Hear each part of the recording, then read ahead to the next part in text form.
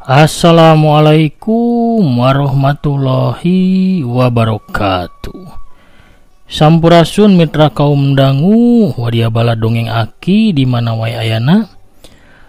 Wengi ieu tepang dangu deui nya sareng aki di acara nu maneuh nyaeta dongeng Sunda ti kanal YouTube Kidagar Official.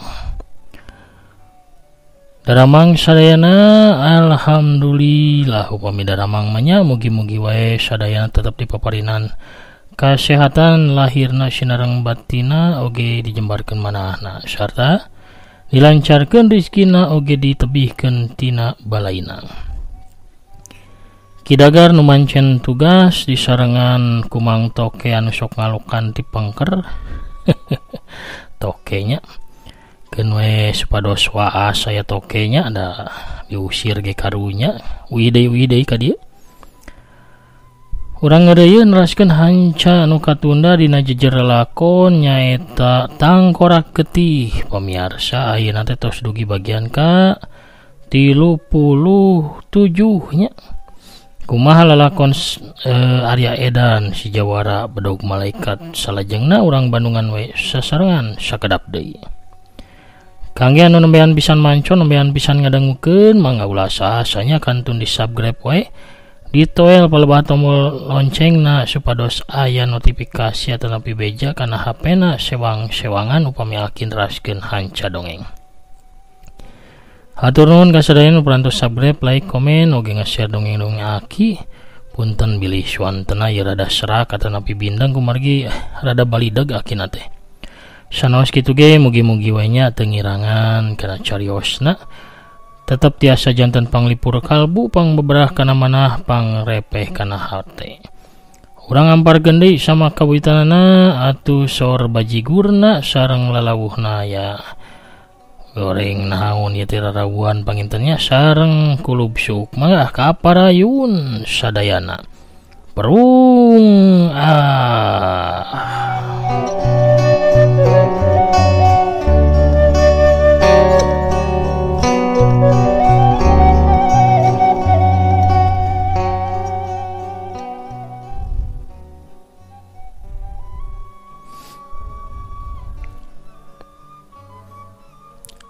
hiji bayangan lumpat tarik mapai jalan satapak. Di hiji tempat eta bayangan teh ngeureunkeun lumpatna. Sirahna culang cileung, tuluy ngalieu ka tukang. Sanggeus dirasa aman eueuh jalma nu ngudag. Eta jalma nu tayalian Arya Edan si Jawara Bedog Malaikat ngalengkah ka hiji gundukan taneuh nu rada luhur. Di mana di dinya aya 2 tangkal mahoni anu badag dikenca katuhunana satanga royom kahandap ngiuhan eta gundukan taneuh. Arya luak liuk deui pikeun mastikeun lamun daeng upas atawa dewa orok teu ngudag ka manehna. Tuluy Arya teh tanggah langit katempo beureum tandaning harita wanci sariak layu. Sakedeung deui ge panon poe teh bakal surup. Wanci ge bakal kaganti ku peuting. Arya diuk di handapeun tangkal mahoni tonggongna disarandekeun kana batang tangkal. Leungeunna uyap-ayap kana beuteung jeung cangkengna. Untung kitab jeung mahkota teu kabasihan ku cai yeuh. Aya bae jalma nya anu apal kana tempat rusiah samodel kitu. Dewa orok teh keukeuh menta barang kaing. Tapi sigana manehna mah lain menta kitab. Buah-buah manehna teh. Gerendang Arya teu kebat sabab panonna ningali ti kajauhan aya kolebatan jalma anu keur lumpat. Gancang Arya teh nguliwet nyamuni ka satukangeun tangkal mahoni. Teu lila aya saurang jalma anu datang ka eta tempat. Jarakna 10 lengkah di tempat nyamunina Arya Edan. Eta jalma teh saurang jajaka kumisan ipis make papakean sing sarua hideung. Eta jajaka luak lieu kawas aya nu keur diteteangan. Kamana manehna teh? Kadak pieu aing teh ningali kolebatan bayanganna. Lamun sig aing teu hafal kana warna papakeana, aing moal capek-capek ngudag-ngudag tepi ka dieu. Nah bener manehna teh masih hirup. Caritaan bapa paling ge ukur pikeun ngupahan aing. Boa-boa manehna teh. Si Jajaka nungku peungeutna ku dua leungeunna teu lila ka tempo tak-takna ngageter disusul ku sora cerikna lalaunan. Keur kitu ngadadak tak-takna aya nu noel di tukang. Si Jajaka baju hideung teh gancang malik sarta ngangkat leungeunna. Panonna molotot ningali ka jalma nu nangtung di hareupeunana. Raka, kumaha beja anjeun? Nah aya kejadian naon? Tanya Arya Edan anu bieu noel tak-tak si Jajaka anu tayalian Raka Pradesa alias Saraswati. Pasti namanya kejadian anu geus karanapan ku Raka Pradesa. Pamohalan saurang Jajaka tapi kaceurik. Lamun hatena teu bener-bener ngarasa tunggara. Gerentas Arya bari neuteup terus beungeutna Raka Pradesa. Raka anu kakarak sadar ngagero.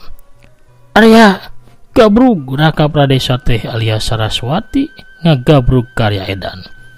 Dua leungeunna meulit kana cangkeng Arya sirahna disaranekeun kana dada Arya segruk bae. Raka Pradesa teh ceurik dina dada Arya Edan.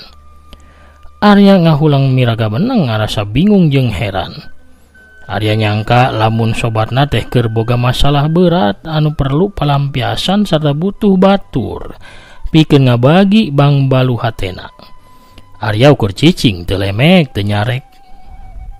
Sanggeus ceurikna leler Raka Pradesa nyangkatkeun sirahna. Aya kejadian naon anu sabenerna teh? Sok caritakeun bae ka kuring, tanya Arya. Raka Pradesa anu kakarak sadar lalaunan narik badana anu rapet jeung Arya, manehna nyangkatkeun sirahna. Beungeutna ka tempo bareu-beureum tuluy ngabalieur neuteup ka jurusan sejen teu wani padu teuteup jeung Arya. Aya naon anu sabenerna? Tanya Arya deui. Dada si Jajaka anu sabenerna mah saurang wanoja turun naik dipinuhan ku macam-macam perasaan. Bunga sabab Arya geningan masih hirup serta jag-jag belejag oge bingung ku pijawabeun. Nah aing teh kudu terus terang bae kitu. Tapi Arya engkena bisa dendam ka aing jeung bapa. Lamun apal anu nyilakakeun teh bapa aing. Bapa aing pribadi. Kumaha ieu teh? Naon anu kudu dilakukeun ku aing? Gerentas hatena Raka Pradesa. Sigana mah aya hal anu ngahalangan anjeun pikeun terus terang Raka, cek Arya ka tempo kuciwa. Kuring bingung rek di mana ngamimitiananya gerendeng Raka Pradesa. Lain pan bieu teh anjeun teh kawasan nu keur ngudag-ngudag jalma, cek Arya deui. Mun seug anjeun teh apal sabenerna mah anjeun anu keur diudag-udag teh, gerentos batina Raka. Raka ukur gogodeg luk bae sirahna tungkul. Sigana kuring ngaganggunya kana urusan anjeun. Kuring yakin anjeun teh keur ngudag-ngudag jalma. Nya leuwih hade kuring indit weh, kuring teresep ngaganggu urusan batur komo urusan ngeunaan awewe. Arya malikeun badana tuluy ngalengkah indit tapi Raka Pradesa gancang ngudag dua leungeunna langsung nyekelan pageuh kana cangkengna Arya Edan, awakna rapet jeung tonggong Arya. Leungeun Arya coba ngaleupaskeun tangkeupan Raka Pradesa, tapi tangkeupan Raka kalakah beuki mageuhan. Ulah kikieun Raka, ke bisi katempo ku bebene anjeun, bisi we engke jadi salah sangka. Kuring teh bakal terus terang nyaritakeun sagalana, tapi anjeun teh kudu janji heula bakal ngahampura kuring sarta moal nyidem dendam, cek Raka Pradesa. Naon maksud anjeun teh? Arya kalah kakerung. Nya pokona mah janji we heula, kusabab Raka eureun nyaritana sirahna ngalieu ka belah katuhu. Kitu ge Arya sarua ngalieu ka belah kenca. Kitu ge Arya sarua ngalieu ka belah katuhu 10 lengkah ti tempat nangtungna Arya jeung Raka Pradesa anu keur silih keur ditangkep ti tukang ku Raka. Nangtung saurang wanoja geulis make papakean hejo. Pusparatri gerendeng Arya sedangkan Raka Pradesa netep seket ka Pusparatri sababaraha kedapan duana silih tetep. Si Wanoja baju hejo anu memang benar Pusparatri ngabagi tetep ka Arya jeung Raka Pradesa. Batina ngagerentos. Eta jajakap baju hideung aku sobatna Arya. Tapi poe ieu sikepna aneh. Tatanggepan ti tukang kawasa urang kabogoh. Nah eta jajakat teh teu cereg kitu. Atawa duanana kitu teu beres. Boa-boa eta jajakat teh sabenerna mah. Bari gogodeg Pusparatri nyarita. Jajaka baju hideung. Saha anjeun anu sabenerna? Raka Pradesa ngalepaskeun tanggepanana tuluy ngalengkah ngadeukeutan Pusparatri. Mung manehna di dieu aing bakal nunjukkeun saha aing sabenerna. Lamun terus-terusan aing nyamar, bang balu hate ieu bakal terus nambahan. Komo ieu Wanoja teh bisa jadi panghalang aing. Gerentos hatena Raka Pradesa.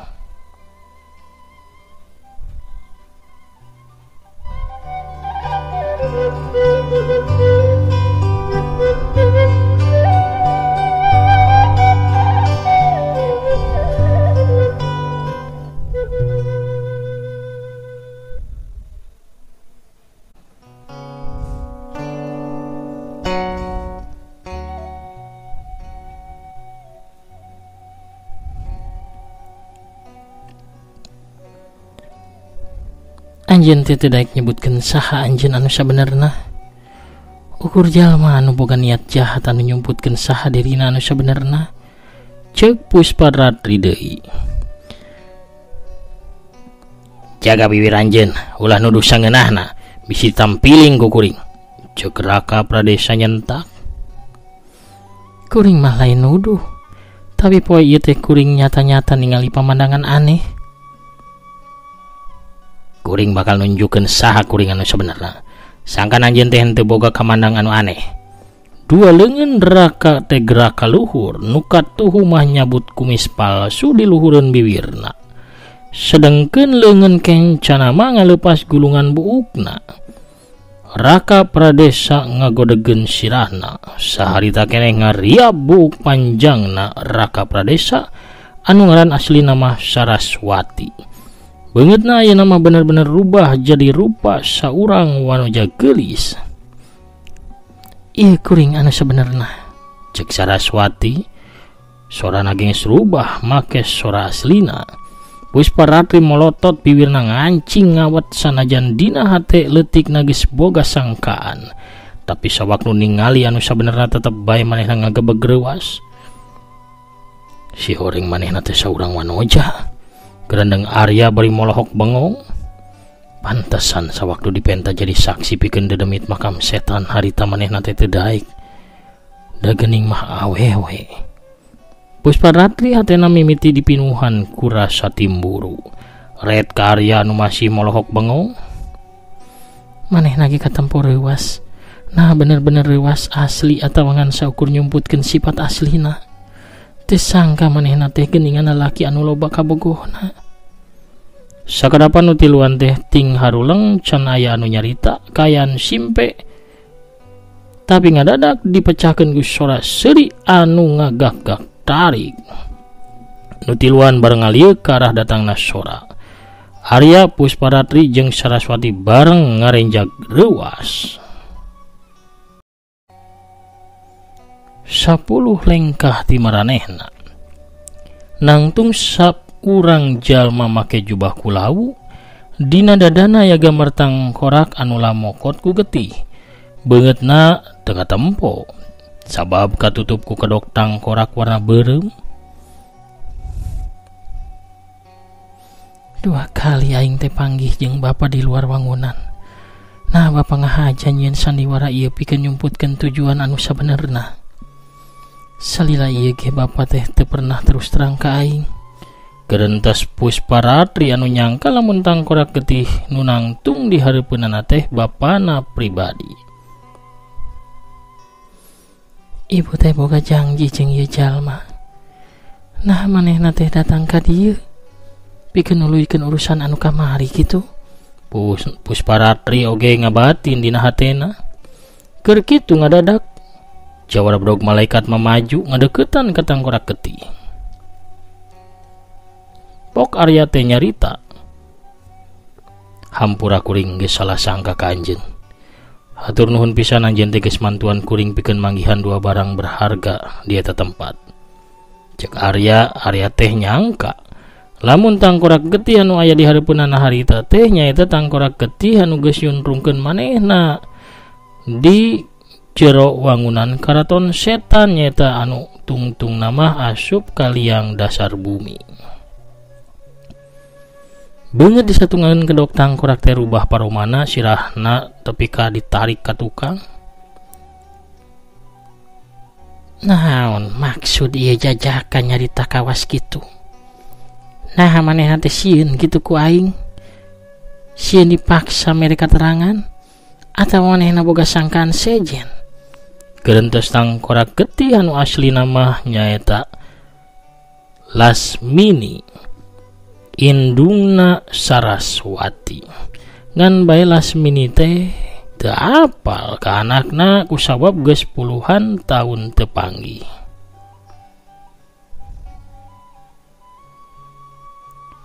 Ulah nyarita anu teu puguh juntrunganana jajaka. Kaula teu rumasa nulungan atawa mantuan ka anjeun. Ceuk Tangkorak Getih.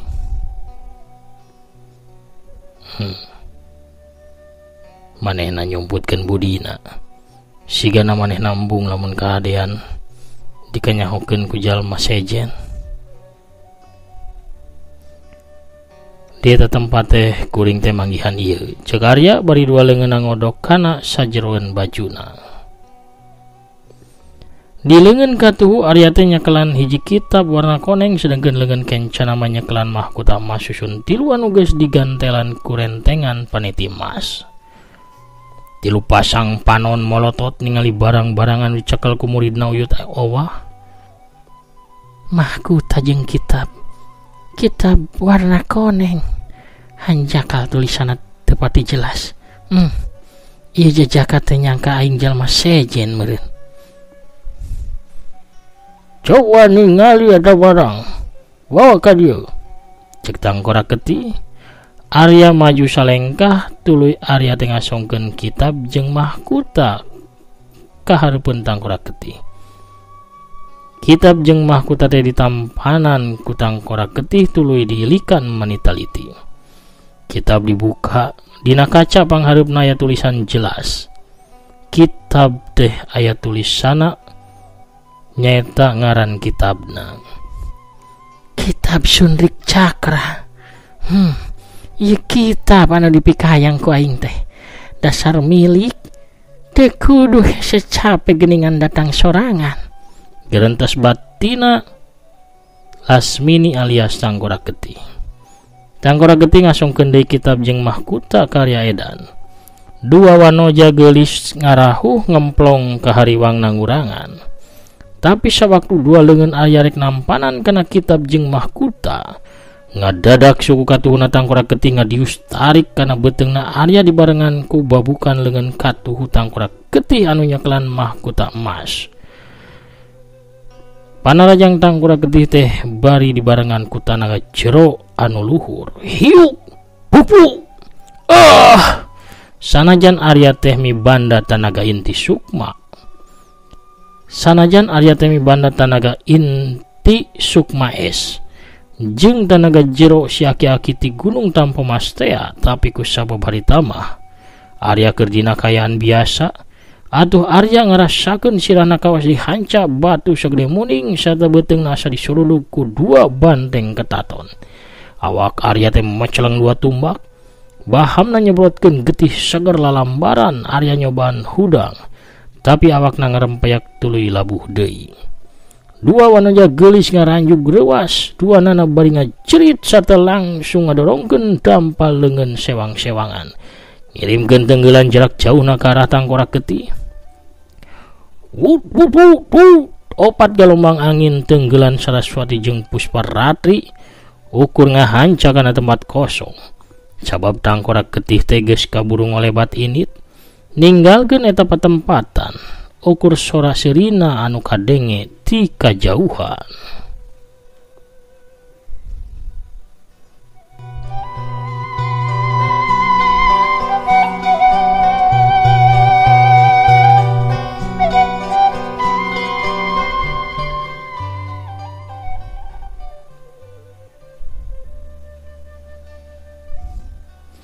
Sanggeus tangkorak getih teh ngiles, dua wanoja gelis teh muterkeun badana jadi pahareup-hareup. Anjeun, cek Saraswati bari neuteub tiis ka Pusparatri. Anjeun, cek Pusparatri teuteupanna leuwih tiis. Anjeun teh sigana geus badami jeung eta jahanam. Anjeun anu ngarayu sangkan Arya masrahkeun dua barang tadi. Anjeun teh sakongkol, bener-bener jahat. Panon Saraswati tapi ka menelik amek. Ulah sangeunahna sia nuduh anjeun. Abong bibir teu diwengku, letah tulangan. Nyarita ka mana mendi, nuduh sangeunahna. Paling ge anjeun meureun anu ngahaja datang bareng jeung eta jalma. Anjeun nu jahat. Anjeun sigana mah caritan Saraswati ge teu kebat sabab kaburu ditempas ku Pusparatri. Awewe model anjeun mah pinter ngulinkeun letah, pinter malikeun kenyataan. Anjeun jelas-jelasnya munikeun diri anjeun. Eta jahanam oge sarua embung dikanyahokeun rupa aslina. Anjeun masih rek mungkir Sagarapan Saraswati cicing ngadenge ucapan Pusparatri kitu teh. Tapi teu lagi Saraswati nyarita deui. Sarua tindakan cantang tu sarua tujuanana. Kuring apal anjeun nuduh kuring kitu ku sabab anjeun teh timburu ka kuring. Anjeun sieun lamun Arya milih kuring tibatan anjeun. Denge ku anjeun. Salila ieu Arya sabenerna mah apal sah kuring anu sabenerna sanajan kuring nanyamar. Kadenge cek Pusparatri ngabohong. Cek Saraswati ngabohong banget Pusparatri euceuy beureum. Paduli setan, manehna apal ka anjeun atawa henteu? Nu jelas anjeun geus sakongkol jeung jalma anu nyilakakeunana. Anjeun mah bener-bener hese pikeun disadarkeun nya. Tuluy hayang anjeun teh naon Anjeun mah jalma anu ngarasa bener bae. Sakabeh tindakan anjeun dianggap bener, padahal masalah jeung jahat. Leuwih hade anjeun teh ini ti dieu atawa anjeun bakal kaduhung. Pusparatri seri sinis tuluy pok ngawalon deui. Nya sangkan anjeun teh bebas pikeun ngalakukeun naon bae ka Arya? Pikeun sosonoan? Keheulaanan justru anjeun anu kudu gancang nyingkah.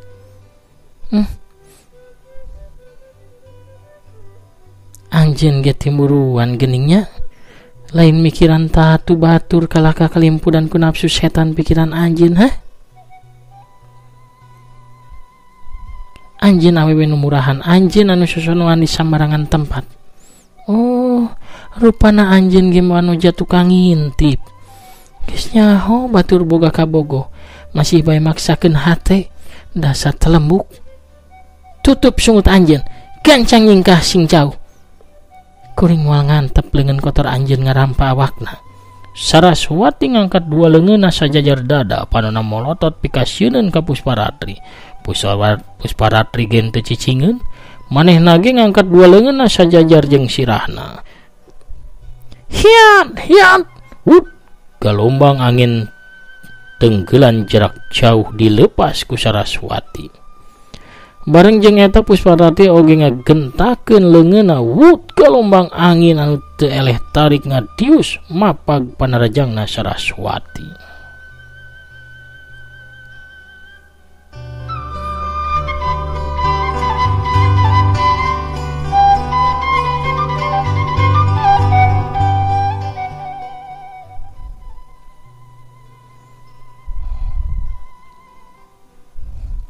Samemeh dua gelombang angin tarik tenggelan jarak jauhna dua wanoja gelis bentrok.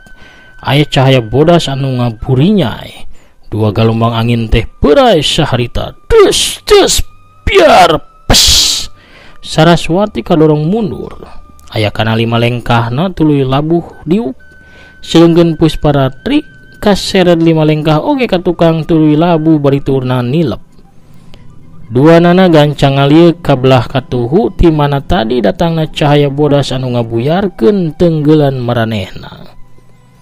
Katempo kuduaan saurang aki-aki gendut make baju gombrang warna hejo keur diuk bari ngusapan enteng buleut dina beteungna.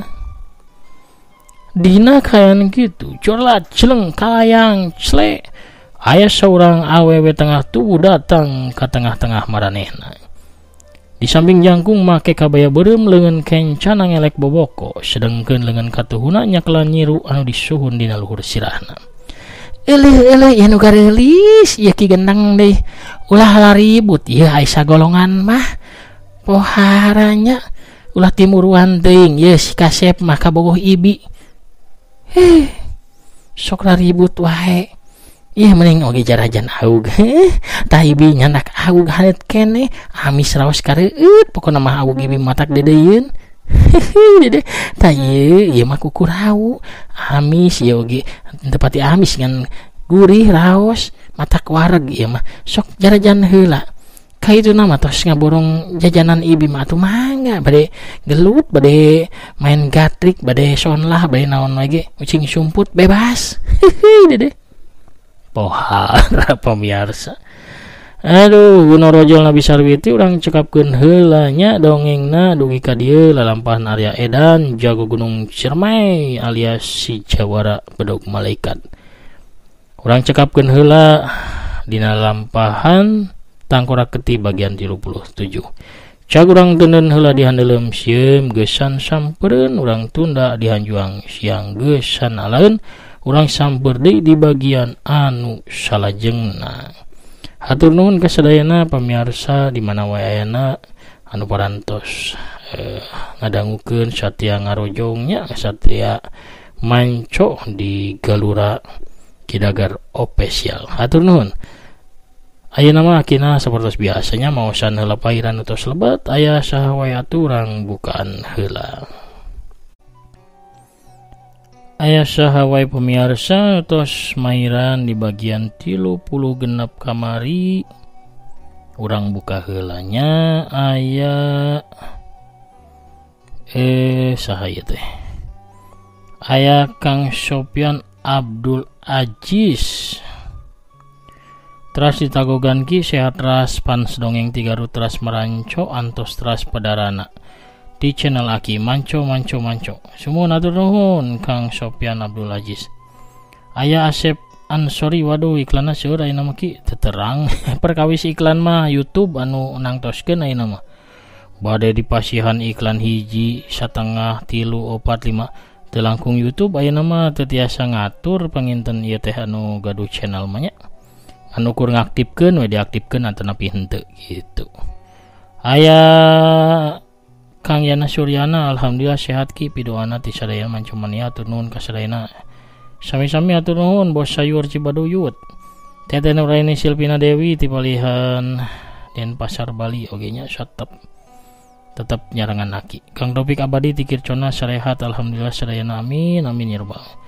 Kang Muhammad Ilham assalamualaikum Garut manco sajati waluya dongeng Sunda supaya jaya teu kasilih zaman mugi aki sehat selamin amin ya rabbal alamin. Kang Anjar Wibawa depong deui aki ngintip Bisarwiti sumuhun mangga aya Uri Samsuri oge Cici Anjurnya hadir Kidagar lanjut amin. Kang Rastim Hazim gitu oge nya hadir teras nyarangan aki. Kang Rahmat Hidayat oge siap hadir ki aki nasing sehat amin. Tahir Maramawati ti Garut oge sami ngadepongnya ti palihan Mekah Cianjur selalu hadir ya Teteh Rokayah Teteh Elhatman 143 hadir mancoki atur nuhun pisan sami-sami teteh.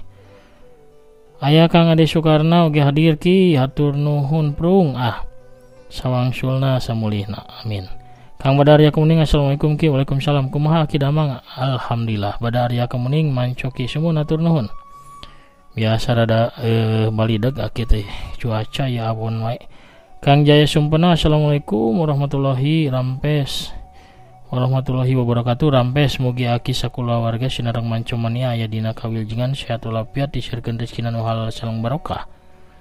Waluya dongeng Sunda, waluya ki Sunda waluya. Aya Ali Ega pamit ya sama unggal wengi ki medar dongengna insyaallah kapayu namanya. Kayak akina ngadamel jadwal heula. Mama Andri Maulana Karawang alhamdulillah hadir manco, Kang Wawan Setiawan oge hadir manco ki hatur nuhun mugi aki sakeluarga aya dina kasayan. Kang Dodi Wiguna oge tetep manco ki mugi akina sakeluarga sehat sadayana amin. Amin ya rabbal alamin. Kang Amin Aminuddin oge sami 3 Garut hadir. Kang Maman Sibalagadona ti Kuningan handapun Ciremay oge hadir. Kakang Prabu Arjuna Pogot Nyakseni ti Banjarna. Saterasna aya Kang Agus Sumantri ti Garut Narojal manco. Aya Kang Asep Saipullah ti Cibuntu. Assalamualaikum ki. Waalaikumsalam. Cibuntu hadir manco prung ki sumun yang mangga nyangakeun dongeng nanya. Telina Imut ti Bandungna siap manco tangkora ketih naki. Mangga atur nuhun sor cikopina. Bajigur nanya. Intan Ramadhani Garut mancon raskeun hanca mangga. Teteh Tami malihat ti Ciamis sugi aya edan tos medar deui manco ki mangga. Aya Kang Etobli ti Pasuruan hatur nuhun teras nyerangan aki. Aya Ipa aja lanjut siap. Keureuy we nya. Kang Setia Budi manco bari nyuruput kopi ti Tasikmalaya. Tegep ya. Kang Asep Saipudin alhamdulillah dongeng teh diteraskeun deui tong elat-elatan ruki ngadongengna. Sumun nuju diatur seueur dibajak pugu aki teh janten tuh kumaha nya aturna ge. Da keun we nya sementawis mah.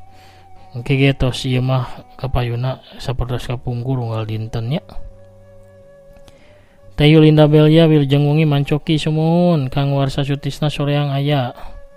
Buru-buru manco bisi kapayuna nu bisar witi cenah sok tara kanyahoan ngajorelatna. Biasa ngadepongki ngupingkeun dongeng Sunda dina lakon Tangkorak Getih. Sor cikopina prung. Kang Ade Sutan Sah Cibarusah Bekasi. Bekasinya selawasna mancoki bari ngopi sareng caneprot aduh tegep. Kang Didin Jamaluddin Cianjur manco mantap lah kidagar muga panjang umur amin. Kang Jam-Jam Nur Jaman assalamualaikum Cibaduyut hadir ki hatur nuhun. Aya Jagat Nur Alam Syah Cibiru manco teras dongeng-dongeng aki hatur nuhun Kang. Kang Asep Suherman ti Bekasi nya hadir manco. Waalaikumsalam. Alhamdulillah tos medar deui carios ti channel Kidagar Official. Hatur nuhun aki mugi akina aya dina kawilujengan sinareng kawuliaan amin ya rabbal alamin. Kang Asep Saipullah ti PR Cimahi manco teras ki hatur nuhun. Aya Teh Suliani ti Jedahna hadir manco ki hatur nuhun. Teteh jempolna hadirna nya. Pamirsa sadayana hatur nuhun ka sadayana tetep mairan ngalaikan ngarojong kana dongeng-dongeng aki mugi sadayana ge aya dina kabarokahan sareng kasinugrahan amin. Sakitu heula nu tiasa kapihatur aki namit mungkur heula. Assalamualaikum warahmatullahi wabarakatuh. Permios cagah hanca.